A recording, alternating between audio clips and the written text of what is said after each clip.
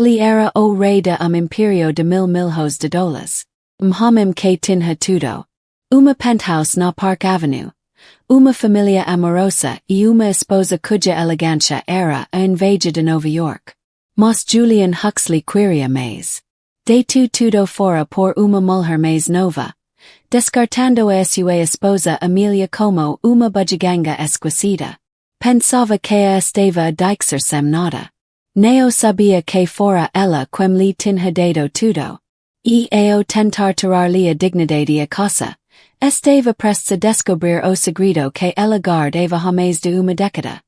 Segredo que Neo iria apenas mudar tudo. Era destruí-lo. O na penthouse dos Huxley na Park Avenue estava sempre a temperatura perfeita. Uns frescos e climatizados 22 degrees. Que desafiavam o calor escaldante de julho Manhattan.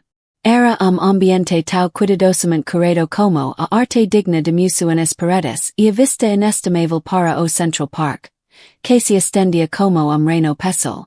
Des 48. Degree andar, Amelia Huxley observava as estações mudaram há 15 anos. Tinha recebido precedentes de indústria, artistas e filantropos.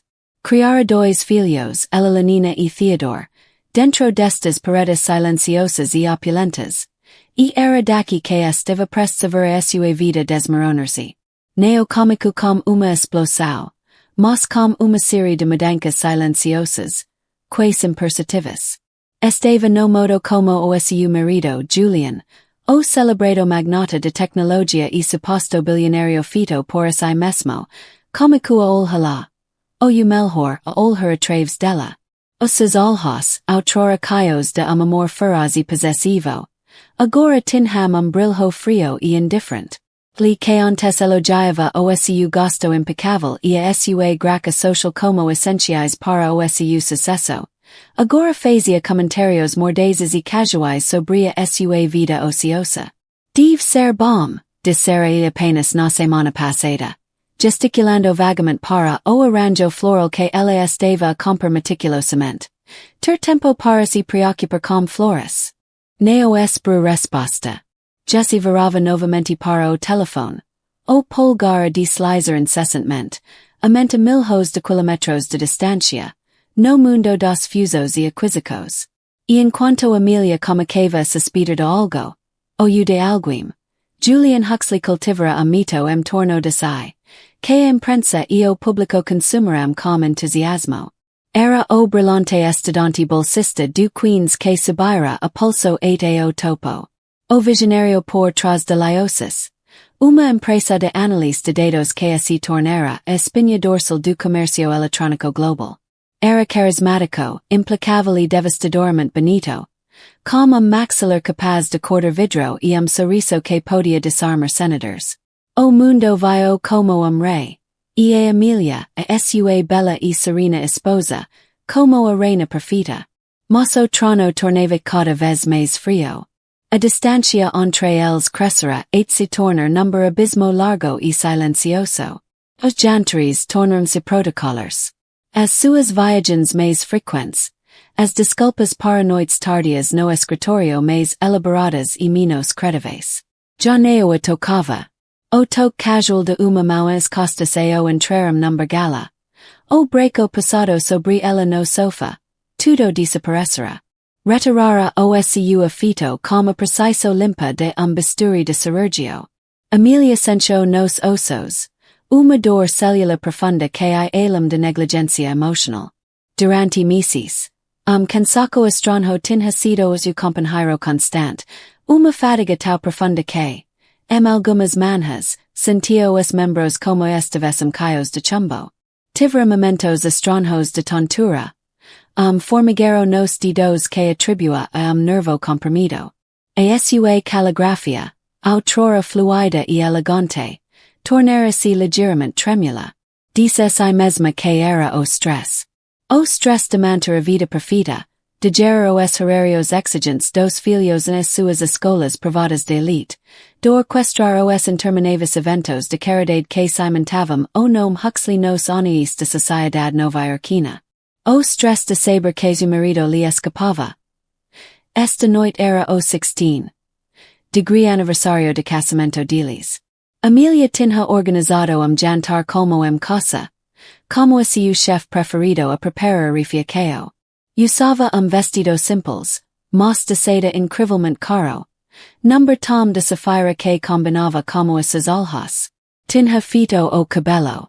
Ela tinha tentado. Julian chegou com 3 horas de traição. Nem reparou no vestido. Desculpa, disse-lhe, tirando o casaco e atirando para cima de uma cadeira inestimável. O negócio Singapura está a implodir. Tive de apagar fogos. Caminho diretamente até o bar. Servindo-se de uma doce gin rosa de whisky. Feliz aniversario, Julian, disse Amelia, a voz mais suave do que pretendia. O peru o copo a meio caminho dos lábios. Olho para ela e, por breve instante, ela viu vislumbrado algo. Culpa talvez. Mas desapareceu tão rapidamente quanto surgiu, substituído por uma máscara de impaciência cansada. Certo. Esta noite. Escuta Amelia estou exausto. Podemos simplesmente não. Mandei o chef Antoine preparar o tu favorito, insistiu ela com delicadeza. O confit de pato. Neo tenho fome, interrompeu ele. Comi qualquer coisa como equipa. Bebiu o whisky de trago e serviu-se de outro. O silencio entre eles era passado, interrompido apenas pelo tilintar do galo no copo dele. Amelia sentiu uma onda familiar de tontura a invadi-la. Agora o encosto do sofá para se equilibrar. Julian, precisamos de falar. Falar sobre o que? Se genuinamente confuso, como seu conchido de terem algo para discutir lhe faz completamente estranho. Sobre nos, disse ela, a voz ligeiramente tremula. Sobre isto a distância, o vazio. Soltou uma gargalhada curta e sem humor. Vazio. Vivemos number palacio, Amelia. O te carteo de credito neo tem limite. As criancas esteo saudáveis. Que vazio é esse de que falas? As flores neo esteo bem dispostas. A crueldade de observacao foi golpe físico. Foi pensada para diminuir, para reduzir toda sua existência passatempo futile. Isso neo é justo, murmurou ela. Justo. Vira-se completamente para ela. Agora como os olhos duros. Que res falar de justica. Eu trabalho 20 horas por dia para manter este cerco de pé. Carrego as costas uma empresa de 10,000 milhões de dólares. Neo tenho o luxo de me sentir vazio. O coração dela baixa descontroladamente. Tinha de saber. Tinha de fazer a pergunta que a envenenava homicides. Ha outra pessoa. Julian fitue. Expresso era ilegível. Caminho et enorme janela do chão e o teto e olho para a cidade cintilante lá embaixo. A sua cidade. Estava emoldurado pelo horizonte que acreditava ter conquistado.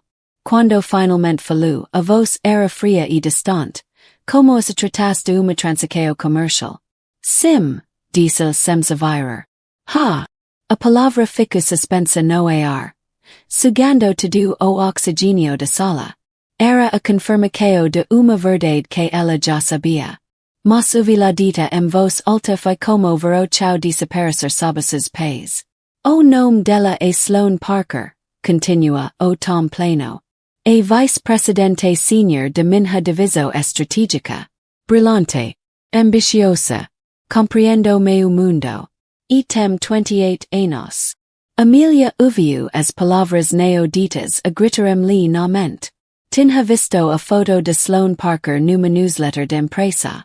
Javam voraz com olhos inteligentes e sorriso sorridentes. Ha quanto tempo? Conseguiu perguntar Amelia, a garganta apertada. Pouco mais de ano. Mano. Durante ano inteiro ele vive uma vida dupla. As noites tardias, as viagens de trabalho a Frisia. Tudo fazia sentido agora. Com uma clareza nauseante. Cada toque tinha sido uma mentira. Cada coma partilhada, uma treco. Percebo, disse ela, a voz number fio frágil. Sentia-se estranhamente calma. A calma que chega depois do choque initial de uma ferida mortal. Julian finalmente ver para ela. Estou a dizer-te isto porque acabei Amelia. Já não consigo continuar. Este casamento é uma fachada. Jo hyenas. Quero o divorcio. Estava o golpe fatal. E as crianças? Perguntou ela. Os pensamentos imediatamente avor para ela Lenina, de 14 anos, que adorava o pai e Theo, de 12, sensible e já luta com as pressos do seu mundo. As crianças veio ficar bem. São resilientes, disse com destem. Vamos resolver acordo de custodia. Generoso claro. Neo sou monstro. Fez uma pausa depois acrescentou. Você esta noite. Já mandei a rumor as minhas coisas. Li tinha plena do tudo. Conversa a confisseo a partida. Aquilo neo era uma explosão espontânea de verdade. Era uma manobra calculada. Estava a desfazer assim da família como as tratasse de uma subsidiária falida. Podes ficar na penthouse por agora, continua. Como você assumir o tom de benfeiter magnânimo. E vou garantir-te acordo muito generoso. Neo vais ter de te preocupar com nada. Podes organizar flores para o resto de tua vida. A condescendência era sufocante. Vai como uma mulher mantida. Uma decoração bonita cujo propósito explorara. Neo fazia ideia de quem ela era. Neo fazia ideia de força que estava enrolada por baixo de sua superfície placida. Nem dos segredos que ela tinha guardado por ele. Neo fazia ideia de que o imperio que ele reivindicava como su fora construído sobre uma fundação que ela lancara. Uma fundação que estava prestes a tentar destruir. Quando os verui caminho Derico e o quarto principal para buscar a bagagem já preparada. A estranha calma de Amelia comico a solidificar-se noutra coisa. Era uma determinação fria e dura. Durante 15 anos. Desempenhara o papel de esposa perfeita, a parceira silenciosa, a sombra graciosa. Felo pelos filhos. E admitiu como uma pontada de arrependimento por ele. Casquesi sentis poderoso. Que acreditasse no mito de sua própria criação. Alimentalia o ego, nutriulia ambicao, e silenciosamente, secretamente, asseguralia a fortuna. Desdeva a deixá-la por outra mulher. Tentava descartá-la e pagar-lhe como a uma funcionária reformada. Pensava que tinha todas as cartas na mão. Livre, quase imperceptível sorriso surgiu nos lábios de Amelia. Sorriso que neo chegou aos olhos cansados. Acordo generoso, Julian, murmurou para a Salavazia. Neo fazes idea. O seu segredo. Sus dois segredos continuavam seguros. Trancados atrás de uma fachada de frágil gentileza. Era uma verdade sobre o passado que literaria o orgulho e o poder. O outro era uma verdade sobre o seu futuro. Diagnóstico aterrador que reconfigurara toda a sua existência apenas dias antes. Lhe saia de casa numa posição de força aparente. Mas Amelia sabia que caminhava para uma tempestade criada por ele próprio. E ela seria quem controlaria o traveio. A primeira vaga de tempestade chegou com a brutal eficiência pela qual Julian Huxley era famoso. Na manhã seguinte a sua partida, Amelia acordou e encontrou seus cartos de crédito pessoas recusados. Email seco do novo advogado de divorcio de Julian, notoriamente agressivo. Tubareo chamado Marcus Thorne, informava de que todas as contas conjuntas tinham sido congeladas, enquanto se realizava uma análise forense aos gastos do casal. Fora estabelecido novo orçamento provisório para a casa, uma ninheria pensada para humilhar, mal suficiente para pagar os salários do pessoal, quanto mais para manter uma penthouse na Park Avenue. Era clássico jogo de poder, concebido para chocar a submisso, para fazer sentir-se impotente e dependente. Julian estava a cortar-lhe o oxigênio. À espera que ela entrasse em pânico e aceitasse as migalhas que lhe oferecesse. A mensagem era clara. Fui eu que fiz o dinheiro. Eu é que mando. Sem mim tu não és nada. A humul heo publicus seguiussi rapidament. Menos de 48 horas. A in fame seco page 6 do New York Post estampava uma manchete usada. A separaceo de milhões dos Huxley. Tita de tecnologia troca esposa de sociedade por vice-presidente brilhante. O artigo era uma obra-prima de fuga de informação estratégica, pintando Julian como visionário dinâmico acrentado a uma esposa antiquada e perdilária. Citava fontes próximas do casal, que descrevia Amelia como mais interessada galas do que gráficos de crescimento. Apresentava perfil lisonjeiro de Sloane Parker, com uma impressionante fotografia sua ao lado de Julian numa conferência de tecnologia Davos. Eles eram o novo casal de poder. Amelia era notícia de ontem. As telefonemas cessaram. As convites desapareceram. A sociedade que outrora abajalara passou a tratá-la com uma mistura de pena e curiosidade morbida. Mulheres com quem ela co-presidera comites de caridade agora desviavam o olhar no atrio do edifício. Já não era Mrs. Huxley, a anfitria formidável e filantropa. Era a mulher que fora deixada. As criancas foram apanhadas no fogo cruzado. Eleanor, com 14 anos, ficou devastada. Idolatrava o pai e não conseguia compreender a sua partida repenta. Foi por tua causa, não foi? Gritou Amelia, como rosto coberto de lágrimas e raiva. Tu não foste sufficient para ele. Tranquece no quarto, comunicando apenas como pai por mensagem, absorvendo a sua narrativa de casamento estignado e de uma vida nova e excitante. Theo, sensible rapaz de 12 anos, reagiu de forma diferente. Reconoce proprio. Os seus grandes olhos escuros caios de uma confuso silenciosa e ferida. Sentava-se com Amelia sem dizer nada, apenas lhe segurando a mão. O seu pequeno aperto salva-vidas no mar de angústia dela. Lhe via dor de me. Mesmo que não entendesse a sua origem. Julian, entretanto, era mestre na manipulação paternal. Cobrio os filhos com presentes extravagantes. Novo poniai para as atividades equestres de Eleanor, uma consola de educação limitada para Theo. Levava-os passeios de helicóptero e jantares restaurantes de topo, onde ele Sloane representava o papel de casal moderno e divertido. Estava a comprar a feco deles, a enquadrar a nova vida como uma aventura, e a antiga como uma obrigação aborrecida. Amelia sentia-se à deriva. O cansaco que combaixa homicis intensificava-se como manto de chumbo que não conseguia sacudir. Episódios de tontura tornaram-se mais frequentes e surgiu novo sintoma. Ligeiro tremor na mão direita, que tornava a signar o nome ou pegar numa chavina de chá esforço consciente.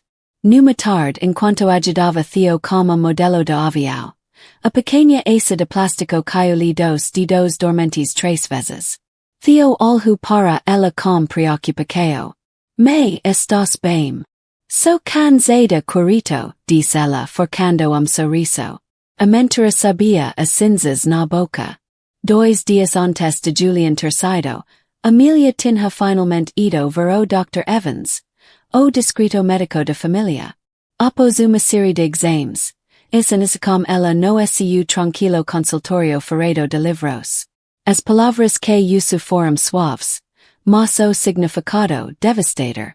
Esclerose múltipla primária progressiva, uma forma rara e agressiva de doença, sem remissos, apenas declínio lento e constante. O cansaco, as tonturas ou os tremores, não eram stress. Eram arautos de futuro que mal conseguia compreender. Futuro de incapacidade crescente. Esse diagnóstico era o segundo e mais aterrador segredo. Ela não contera a ninguém. Como podia dizer a Julian agora pareceria pedido patético de piedade. Dizer aos filhos seria sobrecarregar as suas vidas já fragmentadas com medo que nenhuma criança deveria ter de suportar. Então mantivo dentro de si. No frio e duro de terror. O ataque legal de Julian intensificou-se. Marcus Thorn enviu uma proposta formal de acordo. A primeira vista, era Jean Rosa para qualquer pessoa comum. Pagamento único de 20 mil de dólares e a escritura de pequeno apartamento no Upper East Side. Mas, no contexto de uma suposta fortuna de vários mil era insulto profundo. A proposta vinha acompanhada de uma pilha de documentos de uma empresa de contabilidade forense, detalhando os gastos exorbitantes de Amelia ao longo de 15 anos. A alta costura, a arte as docos de caridade, a manutenco de casa nos Hamptons. Tudo era apresentado como ela a drenar os recursos que ele. O grande Julian Huxley gerara. A proposta era condicionada à assinatura de acordo de confidencialidade abrangente, que a silenciaria para sempre. Amelia estava sentada no escritório do seu advogado, espaço estrel de vidro em Midtown. O advogado, homem recomendado por amigas, estava desorientado. Amelia é uma manobra de força mas é eficaz, disse-lhe limpando o suor de testa. Thorn é assassino. Esteu a afagar-nos sem burocracia. Documentrum cada centimo que alguma vez gastaste. Advogados de Julian Elgam que estes gastos colocaram uma pressão econômica indevida sobre os bens matrimoniais. A ridículo mas uma tática para te assustar. Os bens valem de milhos. Sim, disse Amelia a voz baixa. Mas eles elgam que 99% de luz foi construída depois do casamento, inteiramente graças ao brilhantismo único do Julian. Este é o argumento que o patrimônio conjugal é muito menor do que o público pensa. Que a maior parte da riqueza dele está presa em estruturas corporativas anteriores ao casamento ou protegidas. O advogado suspirou. Francamente, luta contra isto levaria a nós e custaria milhos em honorários. 20 mil de dólares muito dinheiro. Poderias viver confortavelmente. Viver confortavelmente.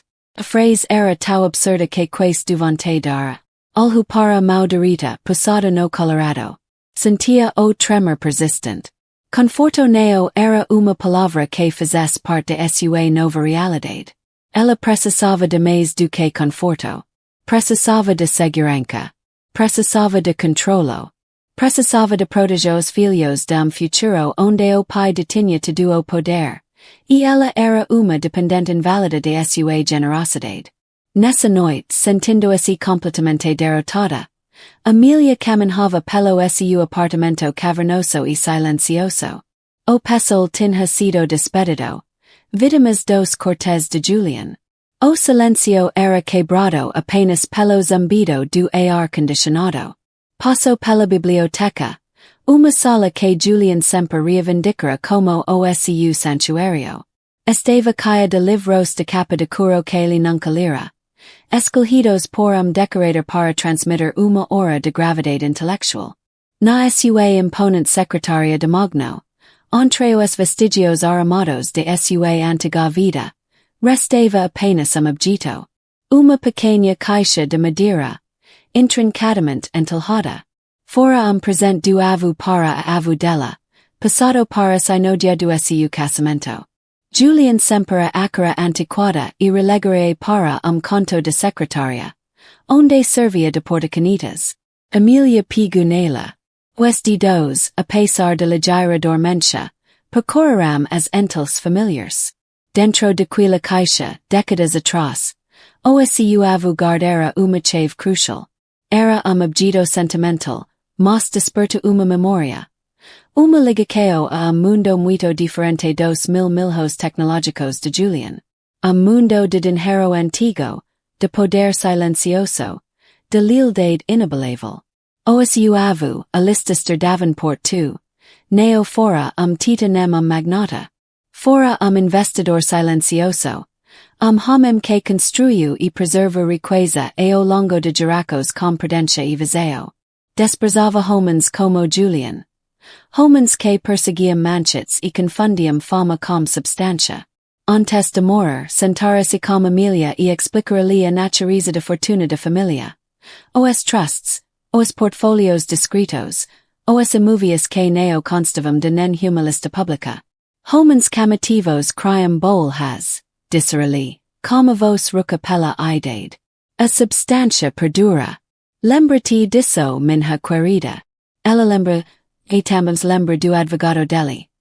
Homem que servira a familia Davenport durante 40 anos, cujo nome era sinônimo de descrequeo e letalidade nos corredores silenciosos do poder novo-iorquino. O nome dele era Alastair Finch, batizado em honra do seu avô. Uma energia feraz percorreu Amelia, cortando a nevoa do cansaco. Tinha estado a lutar esta guerra nos termos de Julian, no seu mundo de advogados brutalistas e manobras de relações públicas. Tinha estado a jogar na defensiva a reager. Nunca mais. Caminho ateo seu escritório. Agora com passos firmes e determinados. Sentas sua delicada secretária antiga. Aquila que Julian sempre chamara de antiquada. Ignora o tremor de mal, concentrando toda a vontade em mantla firme. Tiro uma folha do seu papel de cartapesol, seu crime espesso. O tipo que Julian zombava por ser obsoleto. Ali, na sua caligrafia ligeiramente tremula, mas ainda elegante, escrevo uma nota curta e simples. Depois pego no telefone. Neo ligo ao advogado sobrecarregado em Midtown. Marco número que neo usava hienas. Número que ligava a escritório tranquilo, revestido de madeira. Number edificio de calcario numa rua descrita junto à Quinta Avenida. Uma voz calma e mais velha atendo ao segundo toque. Finch and Associates. Posso fê-la como Sr. Alastair Finch, por favor? Disse Amelia, a voz clara e firme. Diga-lhe que é Amelia Davenport. O nome Davenport era uma chave. E ela sabia disso.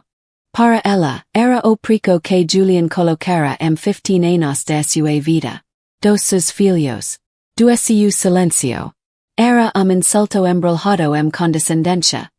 E o facto do seu próprio advogado ter sugerido que o considerasse de gosto de cinzas na boca. Lhe tinha sido intimidado, ultrapassado, esmagado pela agressividade pura da máquina jurídica de Julian. Tinha olhado para ela com pena, vendo uma mulher prestes a ser esmagada.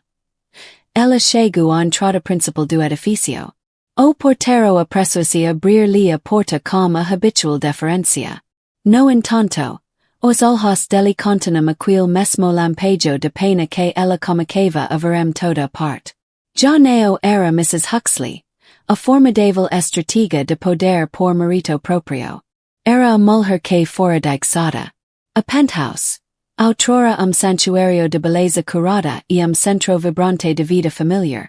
Por isso cavernosa e fria ao entrar. O pessoal tinha sido dispensado 2 semanas antes. Vítimas de campanha de estrangulamento econômico de Julian. Agora, o único som era o zumbido estril do sistema de climatização e o eco dos seus próprios passos solitários sobre os soljos de mármore. Era muralium, monumento a uma vida que já terminara. Vego pela vasta sala de estar. Mau deslizando pelas costas de sofá estafado em seda. Lembra-se de uma festa de Natal, há anos, quando aquela divisão estava caia de risos. Com o aroma a pinho e o calor de sem corpos. Julian radiant com o sucesso após entrada em bolsa de luz, tinha estado junto à lareira, como esbrecos ferment a volta de sua cintura, e dissera a jornalista. Nada disto seria possível sem a minha arma secreta, a minha bela esposa, Amelia. A memória, outrora fonte de orgulho, agora era como estilhaco de vidro no coração. Os passos conduziram na, como que por uma morbida curiosidade, à biblioteca. Aquil fora o santuário declarado de Julian, a sala que usava para sessões fotográficas, projetando uma imagem de profundidade intelectual.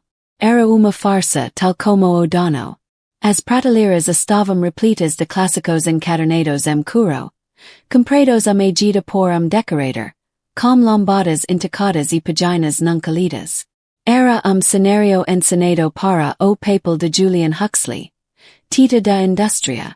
Sobria sua immensa secretaria aggressivamente moderna, de cromado e carvalho reciclado, entre os espaços vazios onde antes estávamos sus pertences pessoas, restava apenas objeto que considerara demasiado insignificant para levar. Uma pequena caixa de pau rosa entalhada com de tal. Era antiga, a madeira alaçada pelo tempo. E parecia completamente deslocada naquela sala estral. Fora do avu dela. Presente para avu, e passara para Amelia no dia do seu casamento. Julian sempre zombara do sentimentalismo daquela peca. Mas permitira que ela mantivesse sobria secretaria, onde fora relegada a server de porta-canidas para as suas esferográficas de luxo. Amelia Pigunela. A madeira parecia quente viva em suas mãos. Os seus dedos. A pesar do formigueiro persistente e inquietante que se tornara o novo normal, percorreramo os padrões familiares de tal. Lembra-se do avu, a listister Davenport tu. Homem que neo podia ser mais diferente de Julian. Homem de substância silenciosa, que construía e preservava riqueza neo com negocios explosivos e manchetes, mas com a paciência e previsibilidade de jardineiro mestre. Desprezava homens que, em suas palavras, confundiam o brilho do relâmpago com o poder do sol. Antes de morrer tinha chamado a parte, na sua biblioteca, uma sala de livros verdadeiramente lidos, com cairo a tabaco de cachimbo, e tentera avisá-la. Tem cuidado minha querida, dissera ele, como os olhos velhos mas limpidos. Homens como Julian constroem reinos sobre a ria.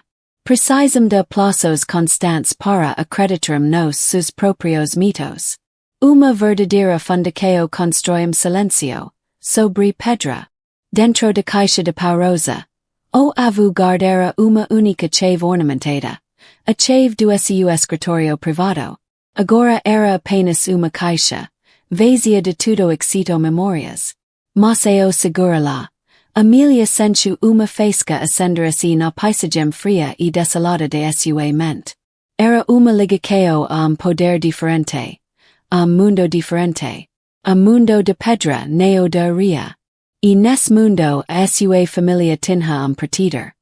Homem tão silencioso e salido quanto o próprio avu. A listister Finch. Batizado honra do seu avu. Uma energia súbita e eletrizante percorreu Amelia. Tão patente que eclipsa momentaneamente o cansaço profundo de sua doença. Tinha estado a jogar jogo tolo, a lutar uma guerra no campo de Julian, com as suas redras, com soldados que tinham sua sombra. Era hora de mudar o campo de batalha. Com novo propósito, dirigia o próprio escritório. Uma sala mais pequena, mais íntima, caia de arte que ela própria escolhera e livros que realmente lera. Ignorando o tremor que agora atormentava a sua maldita, concentra toda a vontade mantla firme o sentar-se na sua secretaria antiga. Tiro uma folha do seu papel de cartacior crime espesso. O tipo que Julian chamava anacrônico. E procurou o número no seu velho livro de endericos encadernado curo. Era o número de escritorio number edificio de calcario descrito, junto a Quinta Avenida. Enderico sinonimo de dinheiro antigo e fortaleza jurídica impenetrável. Marco. O curaço baixali com força contra as costelas. Neo de medo, mas de uma esperança feraz e renascida. Uma voz calma e madura atendo ao segundo toque. Finch and Associates. Posso fê-la como o senhor listister Finch, por favor? Diz Amelia, a voz clara e forte, sem deixar espaço para filtragens de secretária. Diga-lhe que é Amelia Davenport. O uso do apelido de solteira era deliberado. Era chave. Seguiu-se uma breve pausa do outro lado. A momento de reconhecimento silencioso. E depois surgiu uma nova voz na linha. Baritono profundo e ressonante, que transportava o peso de século de confiança. Amelia minha querida menina, disse listister Finch, como se tivessem falado ontem. Já me perguntava quando me iria ligar. O escritório de listister Finch era santuário do século XXI. O cairava a Serra da Belha, papal antigo e cha Earl Grey. A luz do sol entrava traves de janelas altas com casilhos chumbo, iluminando os padros ricos dos estantes de magno e os detalhes intrincados de mapas desenhados amau de uma Nova York já inexistent. Era uma sala que exhalava permanencia. Uma repreensão silenciosa ao mundo efêmero de vidro e aco que Julian habitava. Finch, hamem prest a completer 80 anos com uma mentafia de como estelhaco de galo, escuto atentamente enquanto Amelia lhe contava toda a saga sordida. Conta-lhe tudo. O caso, o abandonou frio a difamação pública, o ataque legal, o furto de acordo insultuosa. A única coisa que neo revelu ainda foi o diagnóstico. Essa era uma batalha diferente. Uma que ainda neo estava pronta para partilhar. Quando terminou, plantrelacos de dos longos e artríticos e fitue com olhos que contenam tanta bondade como inteligência calculista. O Sr. Huxley, comico ele, com voz calma e ponderada, sempre me pareço homem que confunde o aplauso como fito. Uma aflicao comum entre aqueles que se acreditam. Fitos por si proprios. Convenientemente esquissem-se do bloco de pedra de onde esculpam as suas estatuas. Ele acredita que fez tudo sozinho, disse Amelia, com toque de velha amargura na voz. O tu avu, explica Finch, era homem de profunda visão. E perdoa-me, de ceticismo bastante saudável. Quando anunciaste tua intenção de casar com o Sr. Huxley, ele ficou preocupado. Neo que faças infeliz, rezava pela tua felicidade, mas que tu e a tua arranca façam subestimadas e consumidas. Finch abriu o portfolio. Os documentos no seu interior neo eram páginas modernas, impressas a laser e caias de gráficos. Eram papias pesados, com marca de água, caios de texto denso caligrafia elegante, como os selos de instituicos financeiras descritas. Antes do casamento, continua Finch, o tu avu colocou a maior parte dos seus ativos liquidos nesta entidade. O Davenport Legacy Trust. Foste nomeada única beneficiária e, ao completeres 30 anos, passaste a ser a única diretora ativa. Como presente de casamento, o trust realiza uma transferência discreta de portfolio inicial no valor de 25 milhões de dólares. Estava estruturado especificamente como presente apenas para ti. Isolado de qualquer futura reclamação conjugal. Era essência, dote moderno, mas cujo poder so tu poderias exercer. Amelia ace nu, uma vaga memória de ter assinado papias naquele mesmo escritório. Java-me siga de amor, surgilhinamente. Agora, disse Finch inclinando-se para a frente, os olhos brilhando com fervor intelectual. Chegamos à parte interessante. Ano depois do casamento, o Sr. Huxley estava com dificuldades. A sua pequena aplicao rendera algum dinheiro, mas a sua visão maior. A liosis, fulhava de sculler. Os capitalistas de risco a quem apresentava a idea acavam no arrogante, e as perjicos fantasiosos. Todos o recusaram. Amelia lembrava-se vividamente desse período. As fúrias volcânicas de Julian. As queixas amargas sobre a falta de visão no mundo financeiro. Ele precisava de 5 milhões, continua Finch, batendo com o dedo indicador number documento específico. E tu, minha querida, number auto de fe no tu novo marido, autorizaste o trust, a traves de mim, a fazer investimento anónimo. O capital foi canalizado a traves de uma complexa rede de sociedades offshore, emergindo finalmente de uma entidade basada Ginebra chamada Argentum Investments. Para o tu marido, parecia que uma misteriosa e muito impressionada empresa europeia tinha reconhecido o seu genio. Foi o grande momento que do inicio ao primeiro capítulo do seu mito pessoal. Amelia sentiu uma onda de vertigem, que não tinha nada a ver com a sua doença. Eu lembro-me de ter autorizado investimento. Mas não sabia. Não sabias de genialidade de estrutura, completo finch por ela. O tu avu insistu nisso. Esses 5.000 neo forum simples emprestimo Amelia. Forum uma acquisico de capital proprio. E argentum investments adquiriu 49% de participaco fundadora de liosis. Asaiuli dos pulmos. 49%. Durante 15 anos, Julian vangloriam jantares, entrevistas na televisão, de nunca ter cedido único ponto de participaco. De ser o único mestre de sua criação. Mas vai mais fundo, disse listister com clareza, saboreando a revelação. Comico a dispor mais documentos, criando mosaico de verdade sobre a secretária. Cada vez que a liosis precisava de expander, sempre que Julian estava prestes de delura sua propriedade para investidores externos, o trust intervinha. Uma compra anônima de obrigacos no valor de 10.000, mais tarde convertidas acos preferentes. Uma indicação de capital de 20.000 para adquirir uma pequena empresa israelita de IA. A empresa que desenvolveu o algoritmo revolucionário que transforma a liosis numa potência global. O temerido neo o invento Amelia, disse Finch. Comprou como tu dinheiro. Finch deslizou porifiam uma folha resumo pela secretária. Fluxograma que trocava milhares de milhos emitivos, patents, propriedade intelectual obrigacos corporativas, tudo a converger para uma única fonte inescapável. O Davenport Legacy Trust. Portanto, como vies, concluiu a listister recostando-se como caso fito, o Sr. Huxley CEO brilhante.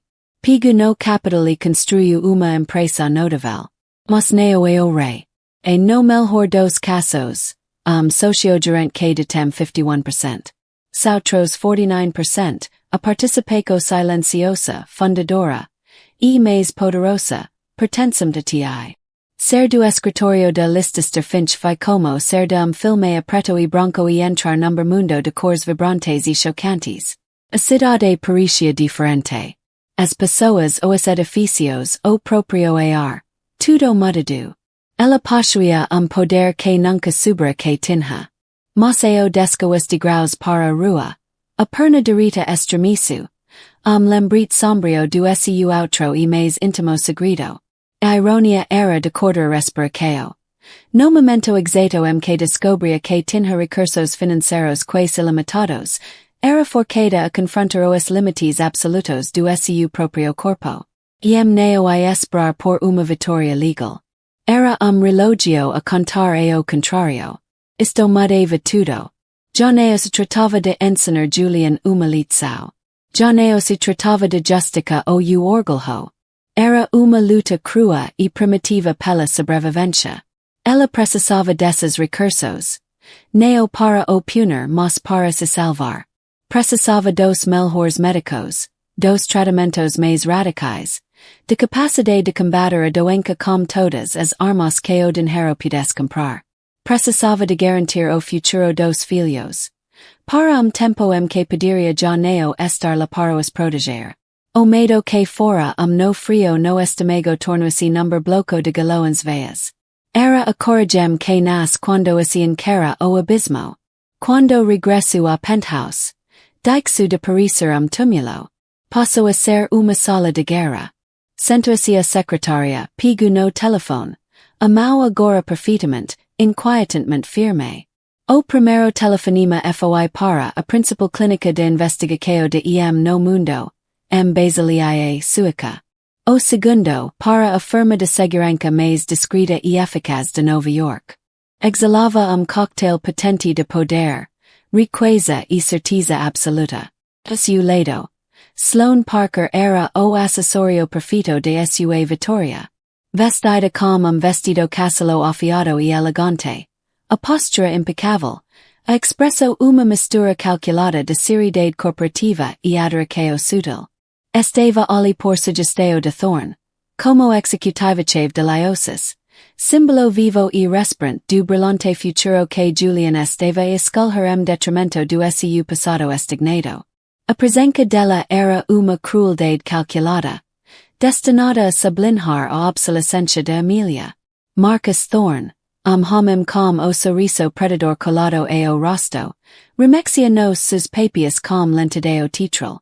Via o depoimento iminente como mera formalidade. O prego final no caixeo dos alegacos ridiculas de Amelia Huxley. Pretendia retraída como ilha via. Fósil mimado, cuja única competencia era gastar o dinheiro que o marido genio ganhara.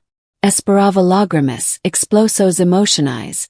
Uma capitulação rápida e satisfatória. Mas quando Amelia entra na sala, a atmosfera muda subtilmente. O sorriso de Julian vacilou por uma fraqueo de segundo. Esperava ver uma mulher destrocada pelo luto e pela derrota. Esperava olhos cansados, ombros cavados, o cairo de rendicao. A mulher que entreneo era essa. Amelia estava vestida como simples e elegante vestido seor creme. O cabelo apanhado number coque brilhante e limpo. Estava mais magra sim. E havia uma palidez sob a pele que a maquilagem neo escondia completamente. Mas movia-se com uma graça calma e deliberada. Soljos dela, quando por um momento encontramos dele, neo mostravam medo nem súplica. Apenas uma calma e perturbadora determinação. Mas o verdadeiro choque foi o homem que a seguiu. Alistair Finch. Nome que ressoava nos verdadeiros corredores do poder de Nova York. Uma lenda jurídica que operava number mundo muito acima dos litigantes corporativos exhibicionistas como Thorne. Sua presença foi como uma queda repentina de pressão atmosférica. Aviso de tempestade iminente. Era alto impecavelmente vestido number feito civil ro antigo, mas perfeitamente talhado, e trazia consigo uma mala de couro gasta que, provavelmente, continha mais segredos devastadores do que todo o servidor de Thorne. O sorriso de Thorne enriqueceu. O primeiro sinal de desconforto. Finch, disse-lhe, a voz ligeiramente demasiado alta. Prazer inesperado. Neo tinha conhecimento de que a S.R. Huxley tinha mudado de representacao. A S.R. Huxley consolidou a sua representacao, responde Finch, a voz baritono suave e baixo que exigia atencao. Senio lado de Amelia, colocando a antiga mola de couro sobre a mesa de granito com box suave, mas definitivo. Thorne, desesperado por recuperar o controlo, lançou o ataque. Ele comico com perguntas condescendentes, cuidadosamente formuladas para estabilizar a ignorância de Amelia. S.R. Huxley, comico Thorne. Vamos começar de forma simples. Esta familiarizada com o termo capital de risco. Sim estu, respondeu Amelia, a voz serena. E com financiamento por capitais próprios. Sim. Thorne sorriu com paternalismo. Excelente. Enteo poderia dizer ao tribunal, com as suas próprias palavras, qual foi a sua contribuição específica para a fundação de entidade multibilionária conhecida como Liosis. Recosta fazendo gesto abrangente pela sala, como quem dizia. Olha a vossa volta. O que ela poderia possivelmente ter a ver com isto?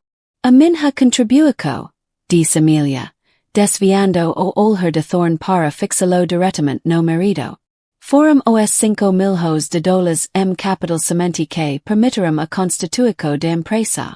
A declaração foi feita de forma tão calma, tão factual, que por momento neo teve impacto.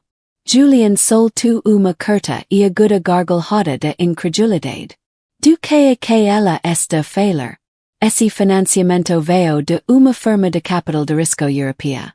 Eles viram a visão.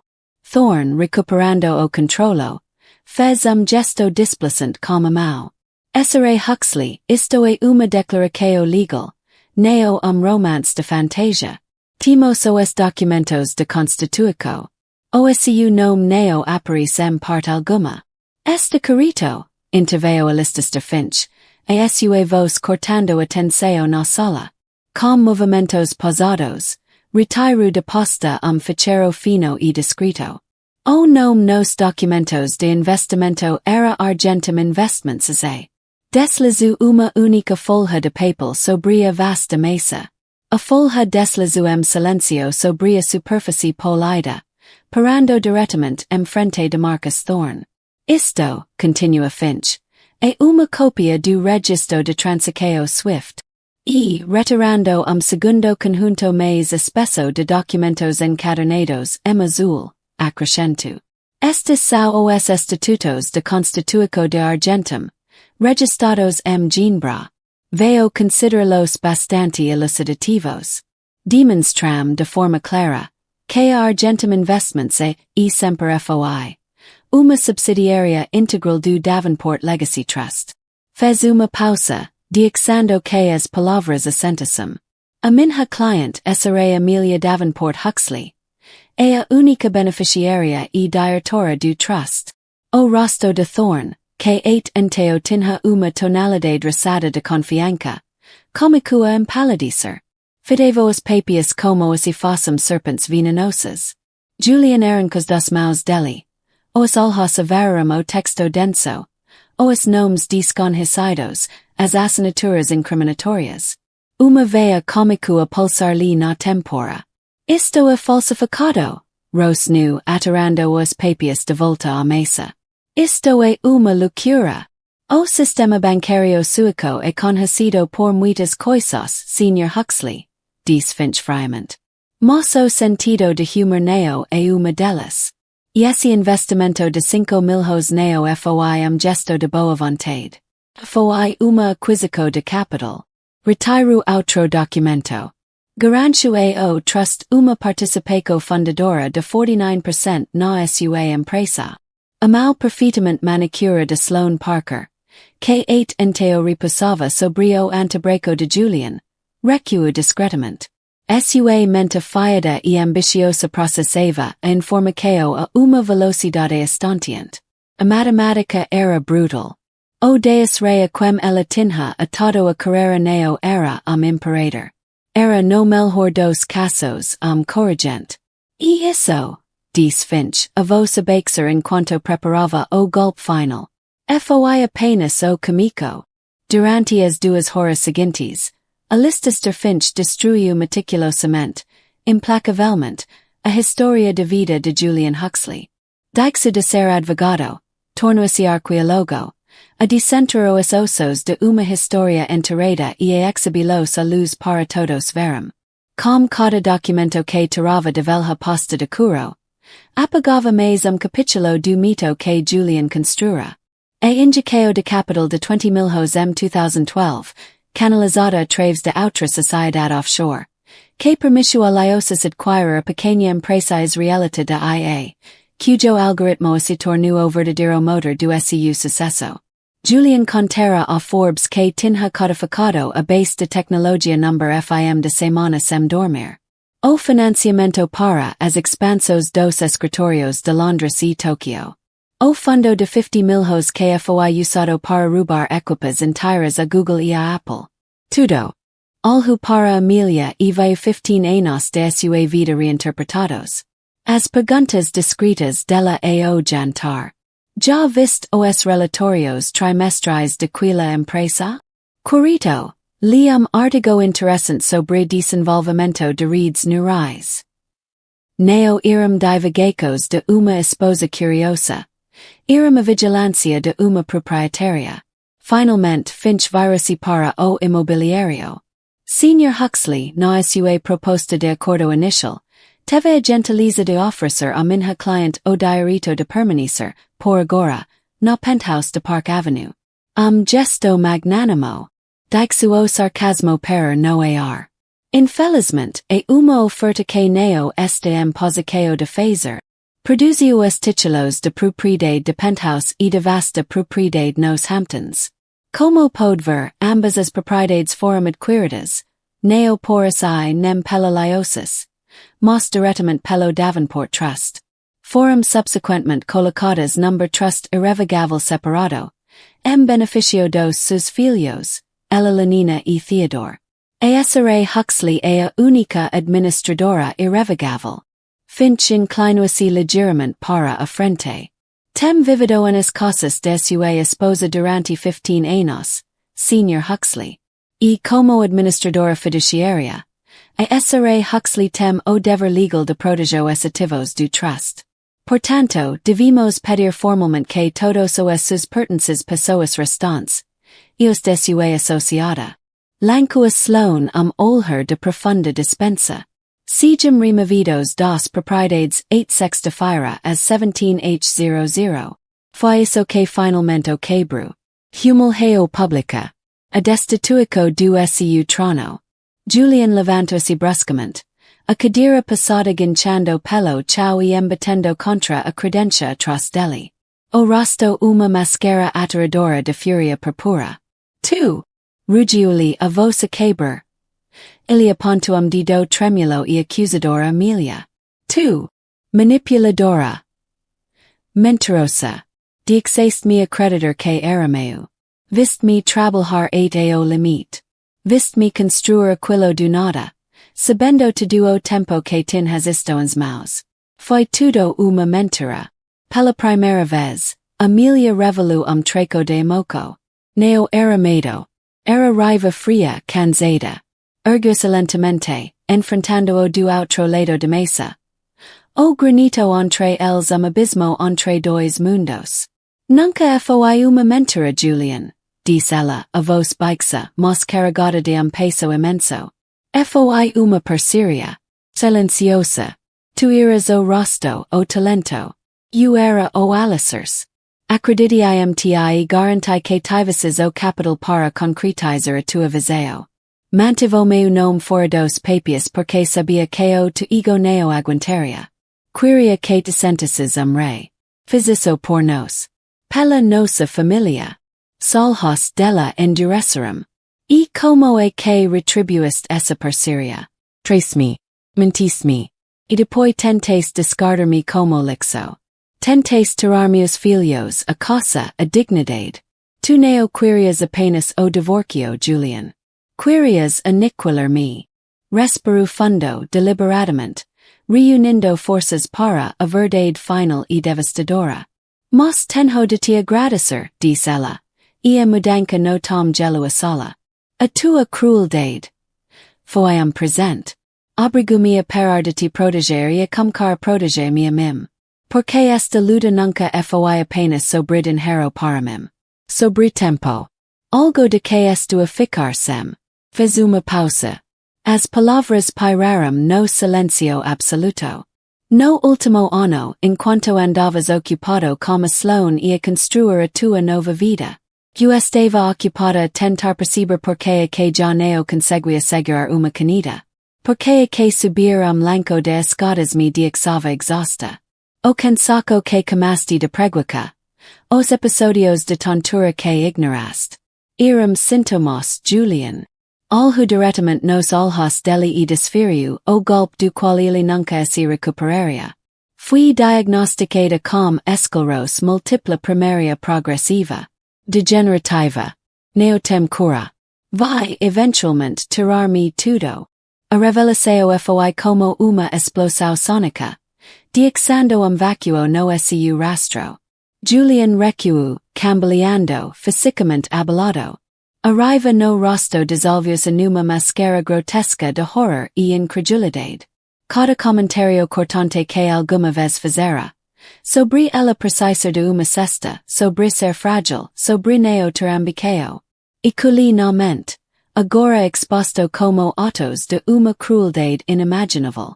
Sloan olhava, a boca ligeiramente intribata. A tragédia humana de situação eclipsando todas as suas pequenas ambicos. O meu futuro, continua Amelia, a voz agora com uma clareza poderosa e de cordero coração. Vai ser preenchido por médicos, tratamentos experimentais e cuidados permanentes. Será extraordinariamente caro. O tu generoso acordo de 20.000 depois de impostos e honorários legais. Teria sido uma esmola. Relógio de contingem decrescente. Quando tentaste tirar-me os recursos. Neo estavas apenas a tentar deixar-me sem dinheiro. Estavas, efetivamente, a tentar apressar a minha morte. Fico ali de pé. Figura de força impossível e fragilidade visível. Por isso sim. Estua recuperar o que ameu. A minha empresa as minhas coisas. O meu dinheiro. Porque vis los para lutar por cada dia que ainda tenho como os meus filhos. O acerto de contas estava completo. Nada restava senão o silencio ensurdecido e os escombros de vida de Julian Huxley. Entrara naquela sala como rei. Saiu dela como algo menos do que homem.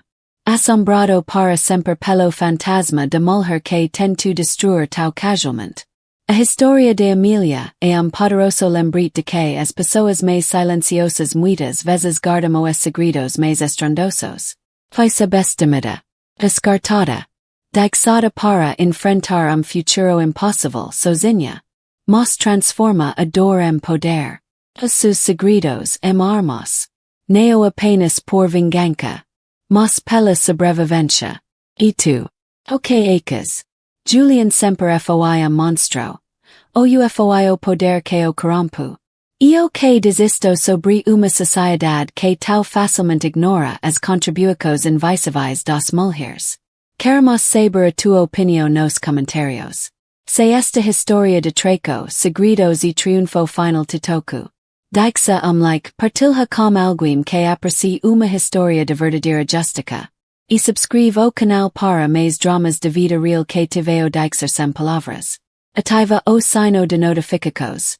Para não perderes o que vem.